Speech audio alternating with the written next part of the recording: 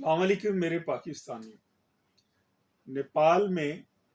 8 ستمبر 2025 کو ایک تحریک کا آغاز ہوتا ہے اور دیکھتے ہی دیکھتے آنن فانن 9 ستمبر کو وزیر اعظم کے پی شرما اولی اور اس کی حکومت برطرف ہو جاتی ہے، اور ہم نے سوشل میڈیا کے اوپر دیکھا کہ طلباء اور نوجوان وزیر اعظم، وزیر خزانہ اور دیگر وزراء کو پکڑ کر گھسیٹ رہے ہیں، مار رہے ہیں، ان کی پٹائی کر رہے ہیں۔ پارلیمنٹ کو نظر آتش کیا گیا، وزیر اعظم ہاؤس کو نظر آتش کیا گیا، توڑ پھوڑ کی گئی، اور بہت سارے مناظر ہمیں دیکھنے کو مل رہے ہیں اور ہم دیکھ رہے ہیں۔ ہنگامے اسی طرح جاری ہیں۔ فوج نے اقتدار سنبھال لیا اور اب فوج کیا کرتی ہے یہ آنے والے دنوں میں واضح ہو جائے گا۔ تاہم اس ساری صورتحال کو دیکھنے کے بعد ہمارے ہاں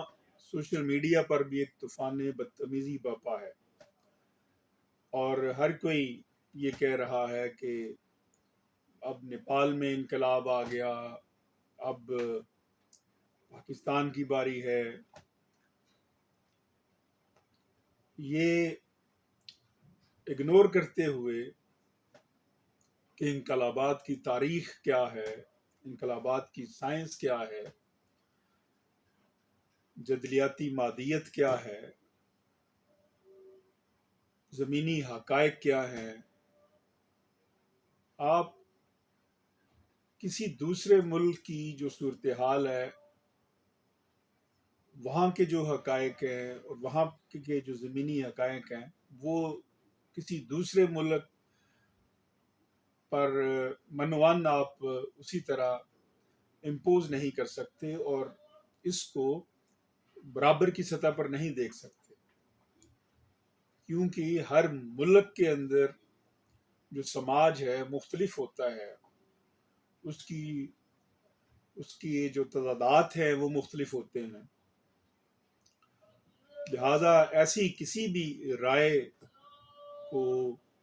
دینا جس سے ہمارے ملک کے اندر بھی کوئی انارکی کی صورتحال پیدا ہو جائے، یہ مناسب نہیں۔ ہاں، البتہ اس سارے عوامی ابھار میں جو ہمارے سامنے آتا ہے، اور اس کی اولین وجہ سوشل میڈیا پر پابندی نظر آتی ہے، اس عوامی ابھار کو کیس سٹڈی کے طور پر سمجھنے کی ضرورت ہے کہ آخر کیا وجہ بنی کہ یہ عوامی ابھار سامنے آیا اور پھر یہ ایک ہنگامے کی شکل اختیار کرتا ہوا ایک انارکی کی طرف گیا، کیونکہ اس انارکی میں کم از کم مجھے نیپال کے عوام کی کوئی معاشی اور سماجی حالت بہتر ہوتے ہوئے دور دور تک نظر نہیں آتی۔ حکومت تبدیل ضرور ہو سکتی ہے، جس طرح 13 مرتبہ 2008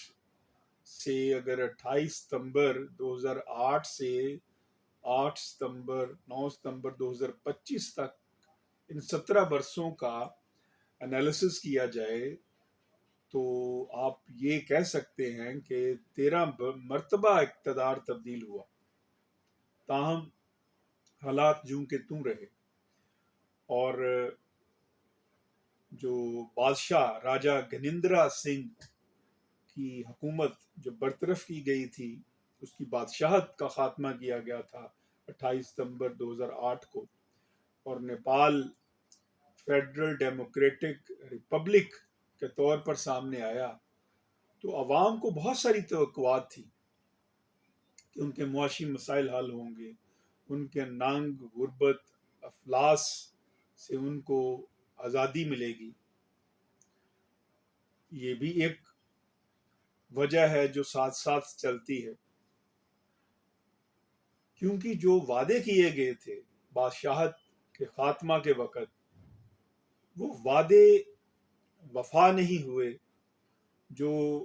سبز باغ دکھائے گئے تھے وہ چونکہ سبز باغ تھے تو وہ پھر سبز باغ ہی رہے، جو خواب دکھائے گئے تھے وہ خواب ہی رہے، اور ان خوابوں کی تکمیل ہمیں نظر نہیں آتی، جس بنا کے اوپر بھی نوجوانوں میں ایک فرسٹریشن تھی، جو ہمیں فرسٹریشن اب اس عوامی ابھار میں سامنے آتی ہے، اور وہ انارکی میں تبدیل ہوتی نظر آتی ہے۔ انارکی میں اس وجہ سے کہوں گا کہ ہر وہ تحریک جو لیڈر لیس ہوتی ہے وہ انارکی ہی آپ اسے کہہ سکتے ہیں، اسے آپ کسی بھی بڑی تبدیلی کا نام نہیں دے سکتے۔ اس میں ہمارے لیے بھی سبق ہے کہ خدا نخواستہ جس طرح ہمارے ہاں صورتحال ہے، ہاں اتنا ضرور ہے کہ جس طرح خلیج ہمارے ہاں امیر اور غریب کے درمیان بڑھ رہی ہے اور یہ وسیع سے وسیع تر ہو رہی ہے، اب سائنس کا ایک اصول ہے کہ اب ان دونوں کے درمیان، ایک امیر اور غریب کے درمیان جو لنک کر کے رکھتی ہے کہ تاکہ غریب اور امیر ایک دوسرے سے ٹکرا نہ جائیں، وہ مڈل کلاس ہوتی ہے کسی بھی ملک کے اندر، اور جب مڈل کلاس ختم ہو جائے تو تب پھر یہ جو تصادم ہے یہ ناگزیر ہو جاتا ہے۔ جس طرح ہمارے ہاں خدا نخواستہ ہمارے ہاں اب مڈل کلاس جو ہے وہ اس کو دیوار کے ساتھ لگا دیا گیا ہے، اور اس صورت میں خدا نخواستہ کوئی تصادم کی صورتحال سامنے آ سکتی ہے۔ تاہم اس کے ساتھ ساتھ ہمیں یہ بھی سبق سیکھنے کی ضرورت ہے کہ آخر ایسی صورتحال پیدا ہی کیوں ہوتی ہے۔ اس کا بھی بڑا سادہ سا جواب ہے کہ عوام اور حکومت کے درمیان جب رشتہ کمزور ہو جاتا ہے تو پھر اس کے نتیجے میں انارکی کا ہونا لازم ہوتا ہے،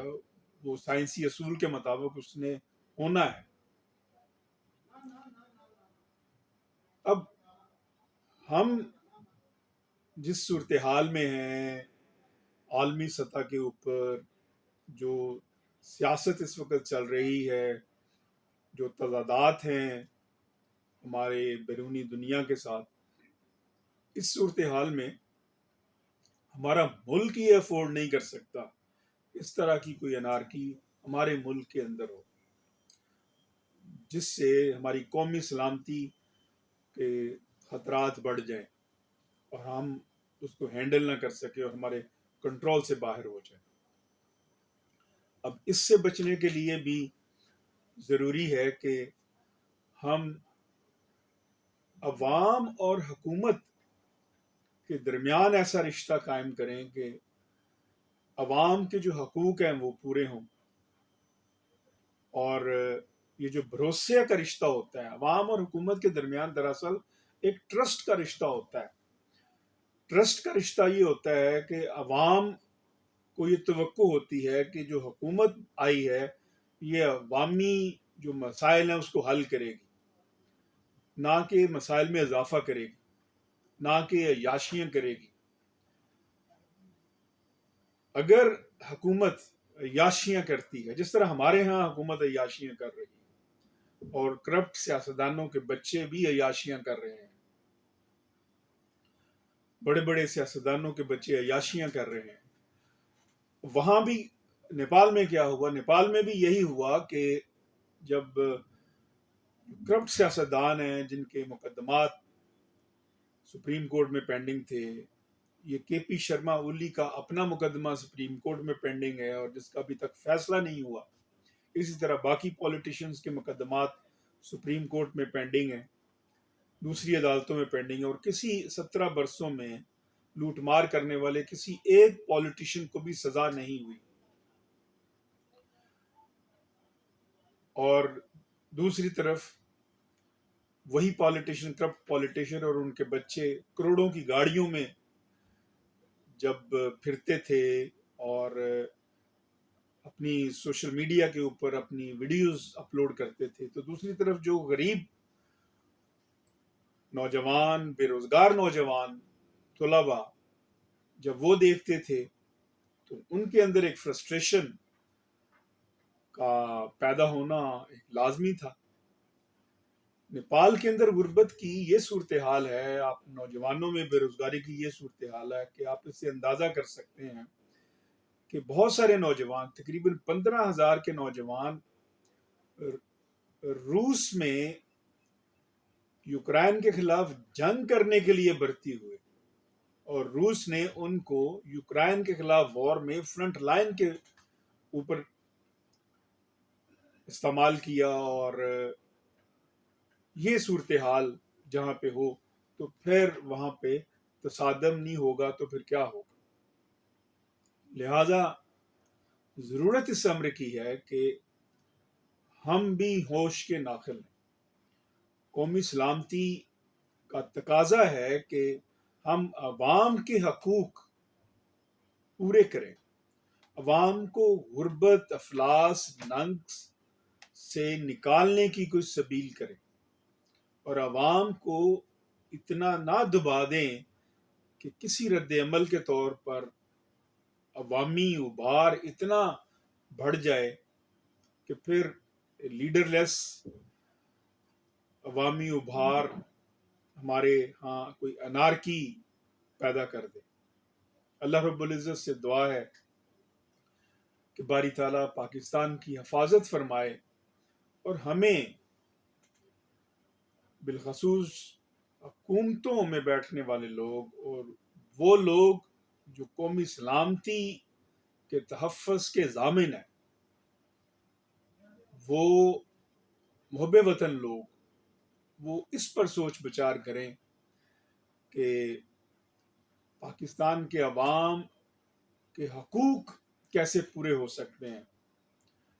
یہ جو تباہی ابھی سیلاب نے کی ہے، اس سیلاب کے نتیجے میں جو تباہی اور غربت میں مزید جو اضافہ ہوگا، اور 6 ماہ کے بعد جب کسی کو گندم نہیں ملے گی، چاول نہیں ملیں گے، تو اس کرائسس کا سامنا کیسے کیا جا سکے گا، یہ آج سوچ بچار کرنے کی ضرورت ہے۔ اللہ پاکستان کی حفاظت فرمائے۔ پاکستان پائندہ باد۔